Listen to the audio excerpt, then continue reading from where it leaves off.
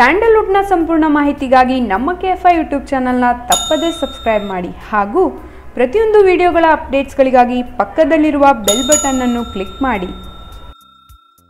ಈ ವರ್ಷದ ಬಹುನಿರೀಕ್ಷಿತ ಚಿತ್ರದಲ್ಲಿ ಒಂದಾದ ಚಿತ್ರ ಅದು ಮಫ್ತಿ.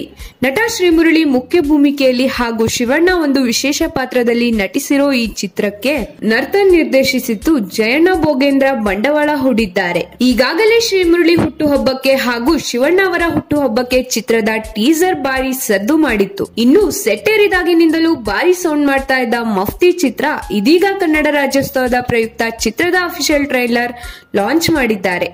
ಬಿಡುಗಡೆಯಾದ ಕೆಲವೇ ಗಂಟೆಗಳಲ್ಲಿ ಸೋಷಿಯಲ್ ಮೀಡಿಯಾದಲ್ಲಿ ಭಾರಿ ಸಂಚಲನ ಮಾಡುತ್ತಿದ್ದ ಈ ಟ್ರೈಲರ್ನಲ್ಲಿ ಮುರಳಿ ಅವರ ಖಡಕ್ ಡೈಲಾಗ್ ಹಾಗೂ ಶಿವಣ್ಣ ಅವರ ಮಾಸ್ ಲುಕ್ ನೋಡಿದ್ರೆ ಈ ವರ್ಷದ ಸ್ಯಾಂಡಲ್ವುಡ್ ನ ಬ್ಲಾಕ್ ಬಸ್ಟರ್ ಚಿತ್ರ ಆಗುವುದರಲ್ಲಿ ಯಾವುದೇ ಸಂಶಯ ಇಲ್ಲ ಎನ್ನುತ್ತಿದೆ ಗಾಂಧಿನಗರ. ಹಾಗಾದ್ರೆ ಈ ಟ್ರೈಲರ್ ನ ನೀವು ನೋಡಿದ್ರೆ ಹೇಗಿದೆ ಅಂತ ಕಮೆಂಟ್ ಮಾಡಿ. ನೋಡಿಲ್ಲ ಅಂದ್ರೆ ವೈಬಿ ಎಂಬ ಅಫಿಷಿಯಲ್ ಯೂಟ್ಯೂಬ್ ಚಾನೆಲ್ ನಲ್ಲಿ ನೋಡಿ.